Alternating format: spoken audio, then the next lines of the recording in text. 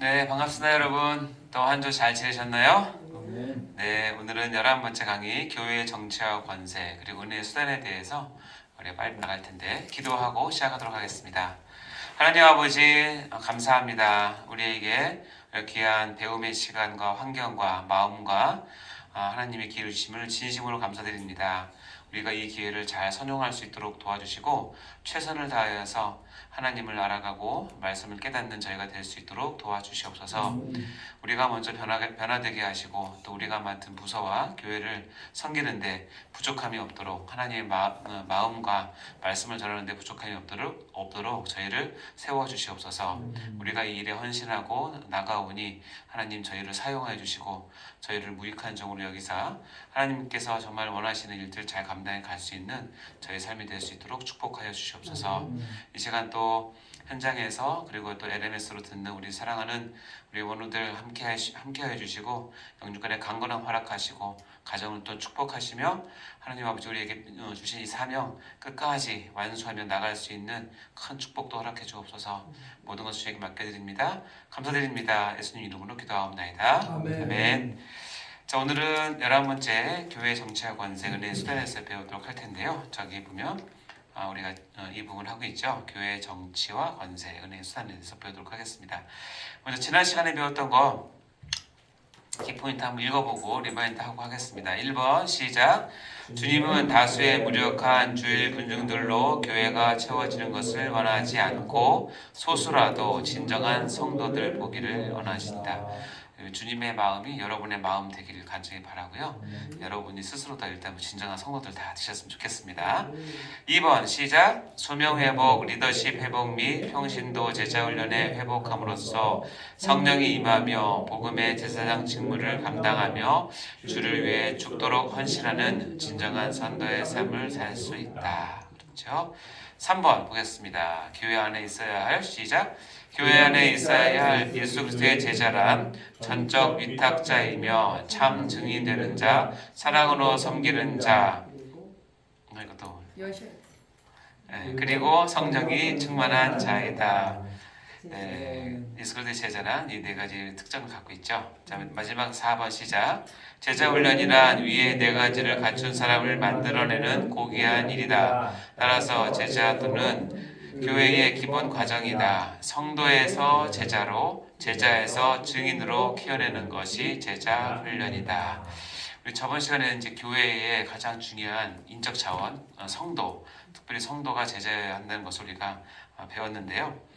오늘은 이제 우리가 교회론 계속 나가고 있습니다. 그래서 오늘은 교회 정치와 권세, 은혜의 수단에 대해서 배울 텐데, 제가 눈의 첫 시간부터 강조를 하지만 우리가 교회를 하면서 결국 하나님에 대한 바른 이해는 바른 신앙 정립하는데 불가분의 관계라는 것 꼭 잊지 마시고, 특별히 교회에 대한 바른 이해는 우리의 바른 신앙 생활, 우리의 삶을 결정짓는 가장 중요한 요소이죠. 그래서 서로 불가분의 관계라는 거 꼭 잊지 않으시기 바랍니다. 오늘 강의는 교회의 정치, 그다음에 교회의 권세, 은혜의 수단 이 순서대로 할 텐데요. 이 내용들은 우리가 저번 시간에는 교회 내부의 인적 자원을 봤다면 이 교회의 정치나 권세나 수단은 우리가 이제 알고 있는 교회의 어떤 외부적인 것들을 보면서 우리가 이것을 어떻게 조직하고 이것을 이 교회의 본질과 연관시키는지를 보는 실제적인 내용이에요. 여러분 기억하시겠지만 교회 구분 가운데 우리가 반드시 알아야 될 게 유형교회와 무형교회가 있죠. 그렇죠? 우리가 이제 하나님만 알고 계시는 참교회는 무슨 교회죠? 무형교회죠. 이거는 불가시적 교회예요. 하나님만 알고 계시는데 우리가 이제 이런 무형교회가 이제 본질적인 교회이고, 그리고 이 무형교회를 담고 있는 이 그릇이 있는데 그것이 유형교회예요. 그래서 유형교회는 가시적, 그러니까 우리 눈으로 확인할 수 있는 그런 교회이고, 그 안에 담겨 있는 하나님의 진짜 교회는 불가시적 교회, 무형교회라고 얘기해요. 그래서 밑에 보면 보이는 유형교회는 보이지 않는 무형교회를 담는 그릇과 같다. 이것은 마치 우리 육체와 영혼과의 관계와 같다고 생각하시면 딱 맞죠. 따라서 오늘 배우는 교회의 정치나 권세나 그다음에 이 교회가 어떻게 은혜를 받는 수단을 배우는 것은 이 유형교회가 어떤 형태로 이것을 운영해야 되는지를 보는 실제적인 부분이에요. 그러나 이거 중요한 건 뭐냐면 유형교회에 이런 것들을 담는다고 해서 되는 것이 아니라 유형교회 이것을 세우는 이유는 뭐냐면 그 안에 담겨진 무형교회를 가장 잘 보존하고 키우고 그것을 이제 섬기기 위한 그 방법이 바로 정치, 권세, 은혜의 수단이라고 생각하시면 됩니다. 또 똑같은 개념으로 여러분 유기체적 교회와 조직체적 교회 기억나시죠? 교회의 본질은 뭐냐면 유기체적 교회예요. 다시 말하면 교회 성도들 간에 사랑과 생명으로 끈끈하게 상하 좌우로 연결되어 있어서 한 사람을 중심으로 양육자, 피양육자, 그다음에 삶을 공유하는 동역자, 사회를 공유하는 동역자가 이게 유기적으로 막 연결되어 있어서 생명, 즉 피가 흐르는 것과 같은 이것이 아주 유기체적으로 돌아가는 교회가 본질이라면 이 유기체적 교회는 어쩔 수 없이 인간이 모인 공동체이기 때문에 반드시 뭐가 필요하냐면 조직체가 필요한 거예요. 이 조직체적 교회는 우리가 이제 알고 있는 어떤 사도, 속사도, 집사 또 이제 좀 더 배우겠지만 그런 어떤 조직체적 이름을 가지고 존재하게 되죠. 그래서 우리가 지금 배우는 것은 눈에 보이는 조직체적 교회를 규율과 질서에 따라서 우리가 어떻게 섬기는지를 배울 텐데 이렇게 할 때 또 다시 강조하지만 반드시 유기체적 교회를 목표로 해서 유기체적 교회를 세우는 것을 중점으로 해서 이 조직체적 교회를 꾸미는데 거기에 필요한 게 뭐냐? 교회 정치, 교회 권세, 은혜의 수단을 잘 활용하는 것이 필요하다는 뜻이에요. 아시겠죠? 그러니까 이제 우리가 이제 앞으로 배울 정치, 권세, 은혜의 수단이라고 하는 것은 여러분이 이미 다 알고 있어요. 알고 있지만 늘 염두에 둘 것은 뭐냐면 이 유형교회 또는 조직체적 교회에서 이것이 필요한 이유는 뭐냐면 무형교회를 세우기 위한 다음에 유기체적 교회를 세우기 위한 방법이라는 것을 아셔야 됩니다. 자, 일단 교회 정치부터 볼까요? 여러분 교회가 정치를 한다는 말 들어보셨습니까? 예. 정치하면 좋은 이미지예요? 안 좋은 이미지예요? 안 좋은 이미지. 왜 이렇게 됐을까? 이 정치란 단어를 안 좋게 느끼게 하는 많은 분들이 계시죠. 근데 참 저는 이제 신기한 게 뭐 제가 짧은 인생이지만 그런 정치하시는 분 한 사람 한 사람 만나면 너무 좋아요. 유능하고 겸손하기도 하고 때로는 실력도 있고 정말 우리 지역사회는 우리가 생각하는 것 같은데 왜 이렇게 모이면 그렇게 되는지 참 이해가 잘 안 돼요. 어쨌든 정치가 쉬운 건 아닌 것 같습니다. 우리가 지금 이렇게 평범한 사람들은 이 정치를 잘 못할 것 같아요. 근데 여러분 정치가 중요한 거 아시죠? 한 사람의 지도자를 잘 세우면 한 나라 한 민족이 상당 기간에 이제 부흥하고 성장하지만 한 지도자를 잘못 뽑아서 정치가 잘못되면 망하는 건 쉽습니다. 그렇기 때문에 교회가 정치를 한다라고 했을 때 우리가 나쁜 이미지를 가지고 바라보시면 안 되고 교회의 정치를 세우신 분도 예수님이세요. 따라서 바른 정치 그리고 사람을 살리는 정치를 교회가 할 수 있어야 된다는 것이 중요한 것이죠. 자, 그러면 교회의 정치는 무엇이냐? 교회 정치를 이해하기 위해서는 대전제가 있어요. 대전제. 이거는 반드시 여러분 마음가운데 새기셔야 됩니다. 읽어볼까요? 시작. 교회의 머리는 오직 그리고 영원토록 예수 그리스도이시다. 이것은 여러분 마음속에 평생에 머릿속에 평생에 절대 잊으시면 안 돼요. 특히 여러분이 소위 높이 올라갔다고 했을 때 이거 잊으시면 진짜 큰일 납니다. 교회의 머리는 교회의 주인은 오직 그리고 영원토록 누구다? 예수 그리스도이시다. 이것은 이제 골로새서 1장 18절에 나오죠. 시작. 그는 몸인 교회의 머리시라. 그가 근본이시요 죽은 자들 가운데서 먼저 나신 이시니 그는 신이 만물의 으뜸이 되려 하시며 여기 보면 그는 교회의 머리다. 그리고 근본이라고 딱 분명하게 못을 받고 있죠. 그래서 우리가 교회 정치를 얘기할 때 반드시 생각해야 될 것은 이 교회 주인이 누구냐는 거예요. 그렇다면 교회 정치 형태는 여러 가지가 있습니다. 우리는 특히 여러분이 속한 교회는 대부분 이제 장로교일 텐데 장로 정치가 우리가 잘할 때는 하도 장로교가 많고 거기 있기 때문에 교회 정치는 다 장로 정치인 줄 알았는데 알고 보니까 그렇지는 않아요. 여러분 아시겠지만 장로교는 전 세계 교파 중에서 기독교 교파 중에서 굉장히 마이너 중에 마이너예요. 많지 않아요. 유독 대한민국만 장로교가 메이저가 됐는데 이제 초창기 이 선교 온 북장로 남장로 이렇게 선교사님들 때문에 장로교가 많이 퍼져서 너무 감사하긴 한데요. 뭐 7개가 있습니다. 무교회 정치는 그야말로 쉬운 말로 하면 정치 필요 없다. 교회가 왜 정치하냐? 그러니까 이런 분들은 너무 순수해요. 그리고 따뜻하고 사랑도 많은 것 같아요. 근데 그래서 교회 안에서 이런 뭐 장로, 권사, 목사 이런 거 필요 없다. 우리는 사랑하고 서로 교제하고 예배드리고 성령이 충만하면 되지. 근데 여러분 제가 청년 때 이 무교회 정치하는 그런 가정교회를 이렇게 몇 번 가서 봤는데 정말 사랑이 많고요. 그리고 식사제도 너무 잘하시고요. 밥도 많이 줘요.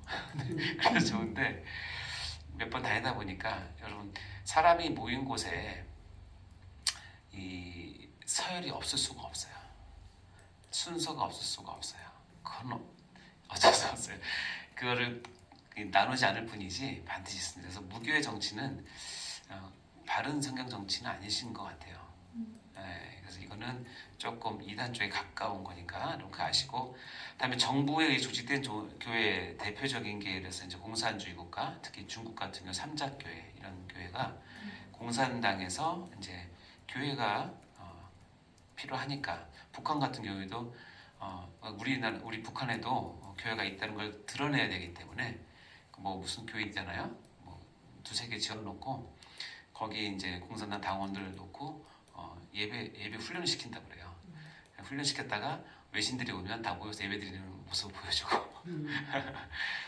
그러니까 정부에 조직된 교회니까 특히 삼작교회 같은 경우에는 지하교회가 삼작교회에 흡수되지 않는 이유, 가장 첫 번째 이유는 뭐냐면 그분들 내세운 건 뭐냐면 우리 지하교회 순수한 교회들은 우리 교회의 머리는 예수 그리스도인데 너희 삼작교회의 머리는 공산당이다. 따라서 머리가 다르기 때문에 들어갈 수 없다. 이게 가장 큰. 그러니까 교회 지하교회는 날마다 박해를 받고 끌려다니고 위협에 처하고 그렇습니다. 감독 정치는 이제 우리가 이제 감리교 대표적인 건데요. 감독으로 해서 교회 전체를 이렇게 감독하는 정치이기도 해요. 교황 정치는 뭐 여러분 다 아시겠지만 어디죠? 정확한 명칭은 로만 가톨릭이에요. 로만 가톨릭인데 교황 정치를 아주 잘하고 있죠. 장점이 있습니다. 1인 완벽한 독재이기 때문에 종신제잖아요. 얼마 전에 새로운 교황을 뽑혔고 너무나 그 행정적으로나 정치 통일이 돼 있어요. 즉 교황의 한 지령은 진짜 아프리카에 있는 조그만 성당 하나 어디의 성당 다 동일합니다. 그러니까 막강한 정치력을 갖고 있죠. 그래서 교황 정치가 근데 단점은 뭔지 아세요? 교황을 옹이하기 위한 모든 성경적 베이스가 너무 성경에서 벗어나 있어요. 그게 가장 큰 단점이고 우스갯소리로 천동설을 믿고 있던 로마 중세 때 지동설을 발표를 했잖아요. 그래서 많이 박해를 해서 갈릴레오도 이렇게 자기 이렇게 철회하고 했잖아요. 근데 나중에 이제 몇 년이 지나서 과학적으로 움직일 수 없게끔 지동설이 이제 확실해지니까 교황이 칙령을 내렸어요. 뭐라고 그랬는지 아세요? 이제 지구가 태양 주위를 돌아도 좋다라고. 근데 왜냐면 교황은 자기 공식 석상 앉은 자리에서 발표한 모든 교서는 무오하다고 믿어요. 성경 무오절보다 그걸 더 믿어요. 그렇기 때문에 그걸 해줘야 돼요.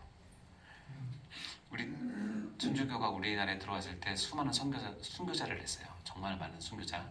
절도상 가보셔서 알겠지만 거기서 진짜 앞에 강물이 피로 물 정도로 많은 순교를 했는데 이유는 하나예요. 제사를 드리지 않기 때문에. 그 당시 유교 사회에서 그건 받을 수가 없거든요. 그래서 수많은 순교자 목이 비었는데 그걸 이제 너무 많이 죽으니까 저기 위에다가 상소를 했어요. 교황에게.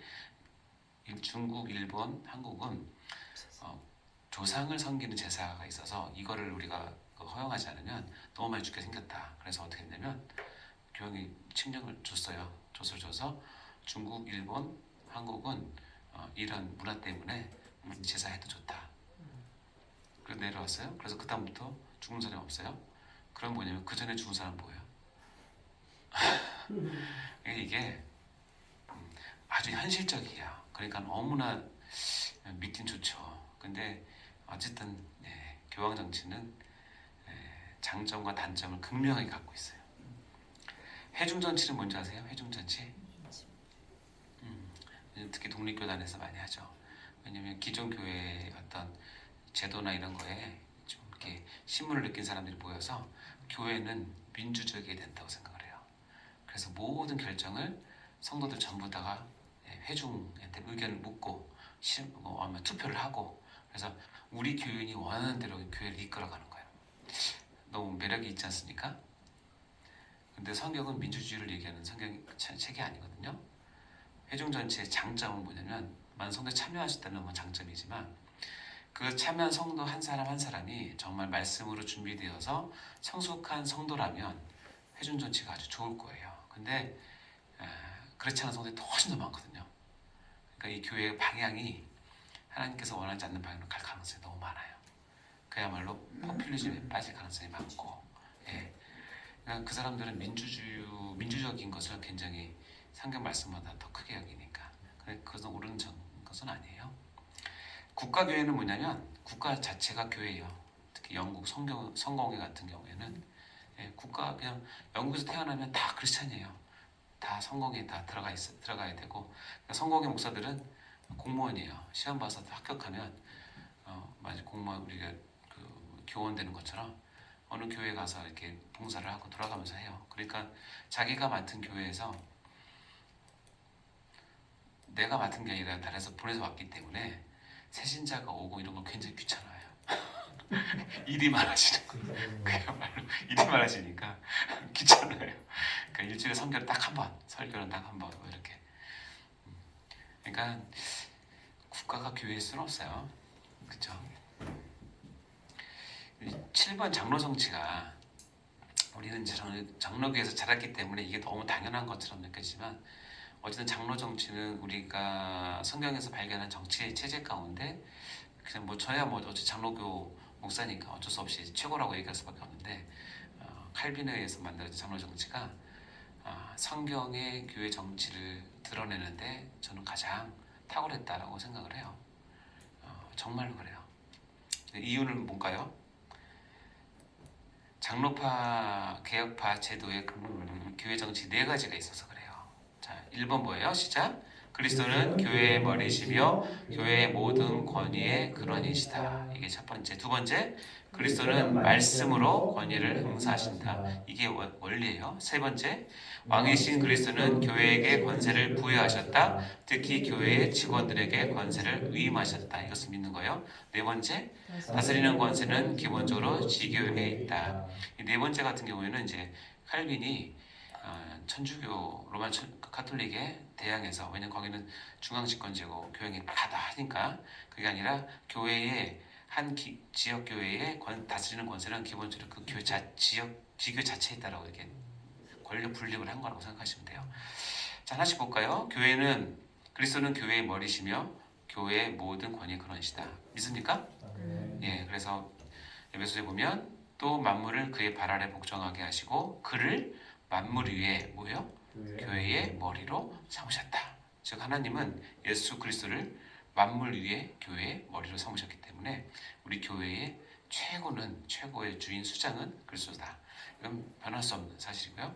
두 번째 뭐냐? 그리스도는 말씀으로 권위를 행사하신다. 제가 장로교를 하면 여러분 장로교회에서 결국 여러분이 사역을 하실 거 아니에요? 특별한 경우 아니면 다 사역하시겠죠.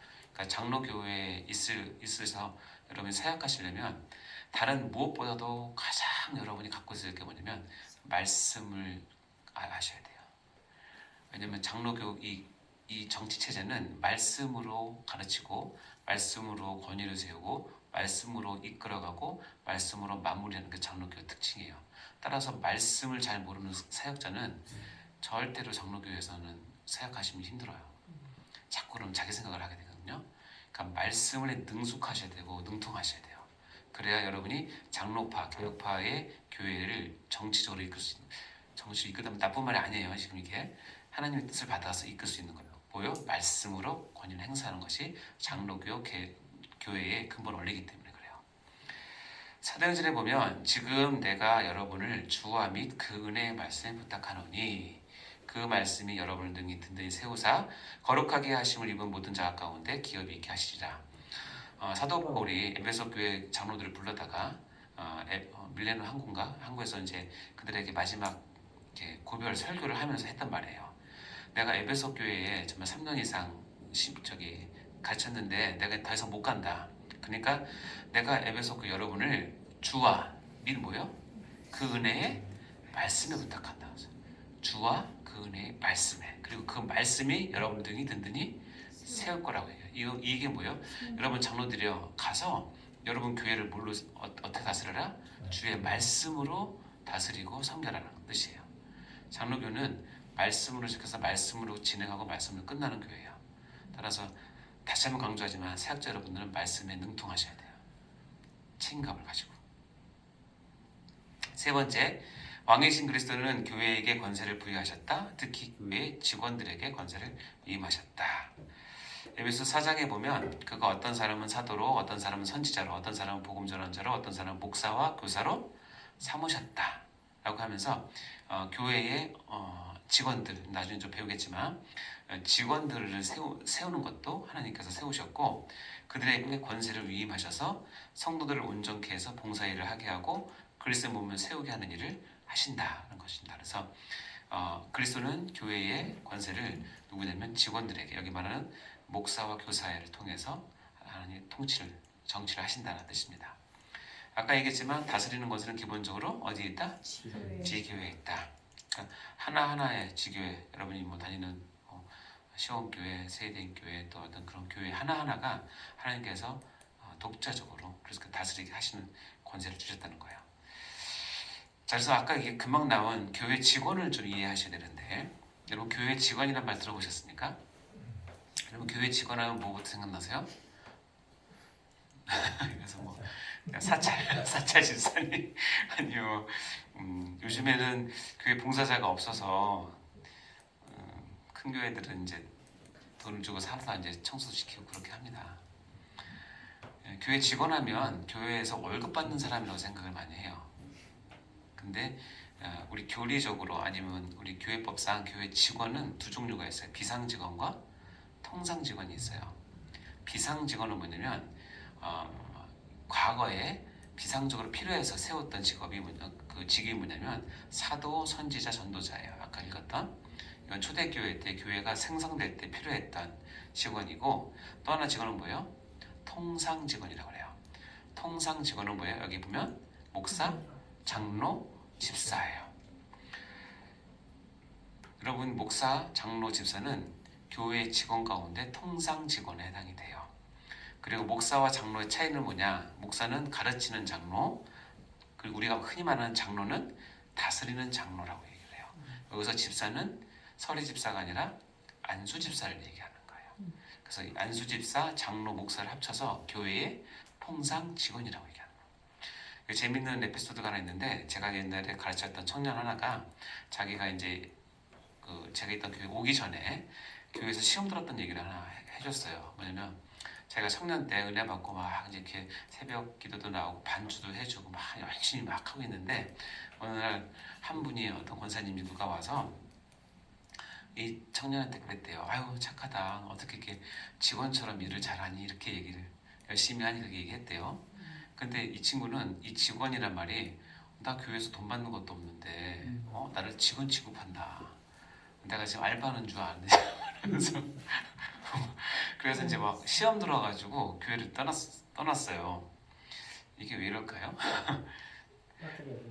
배터리는 많은데 이 라인 자체가 이렇게 좀 약간 그런 것 같아요.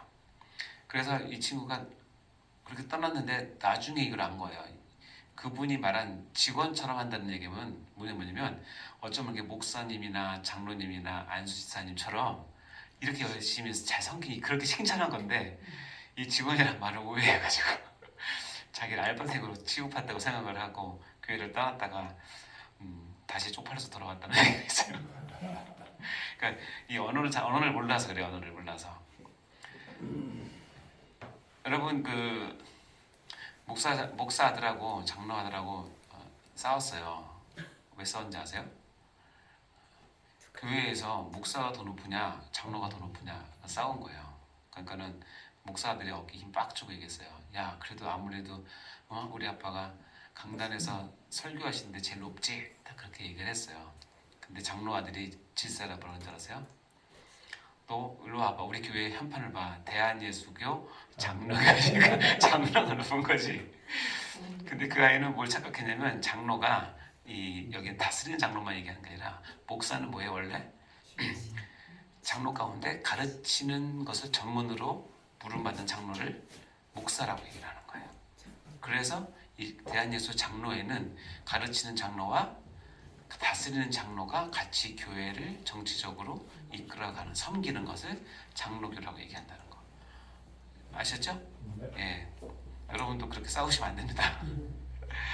자, 이제 목사에 대해서 볼까요? 목사는 특별히 하나님의 말씀을 맡은 특별한 직책이에요. 그래서 여기 보면 어떤 사람은 목사와 교사. 이 목사는 우리가 말하는 이제 담임 목사 이렇게 얘기하겠죠. 근데 교사는 주일학교 교사가 아니라 요즘 말하는 신학교 교수로 해서 말씀 연구를 전문적으로 하는 학문적으로 연구하시는 분은 이제 교사예요. 앞에 사도, 선지자, 복음 전환자는 아까 얘기했지만 비상직원이죠. 그러니까 지금은 이 직책이 없어요. 물론 내가 사도 같은 마음으로 사도적인 일을 한다라고는 할 수 있지만 내가 사도라고 얘기하면 이제 안 되는 거야. 내가 선지자 같은 선지자직을 감당하기 위해서 노력을 한다고 얘기하면 되지만 내가 선지자로 얘기하면 이단이 되는 거예요. 마찬가지로 여기 목사와 교사는 어쨌든 하나님께서 통상 직원으로서 목사와 교사를 삼으셔서 이 교회를 다스리게 하신다는 겁니다. 다음에 이제 장로를 볼까요? 장로는 성경에 장로는 특별하게 그 조건을 많이 달았어요. 여기 보면 디모데전서에 보면 미쁘다 이 말이여 그 사람이 감독의 직분. 그래서 감독은 이제 장로를 얘기하는 건데 하면서 쭉 나옵니다. 선한 일을 사모하는 것이었다. 책망할 것이 없고 한 아내의 남편이 되고 절제하고 신중하고 단정하고 나그네를 대접하고 가르치기를 잘하고 술을 즐기지 않고 구타하지 않고 관용하고 다투지 않고 돈을 사랑하지 않고 그렇죠? 자기 집을 잘 다스려서 자녀들로 모든 공선함으로 복종하게 하는 자여야 한다. 그러면서 맨 밑에 보면 새로 입교한 자도 말지니 왜냐면 교만해질까 걱정된다. 그리고 제가 만약에 장로를 내가 뽑게 된다면 나중에 이거 한번 해보고 싶어요. 색깔 넣은 거. 외인에게서도 선한 증거를 얻은 자라야 된다. 다시 얘기하면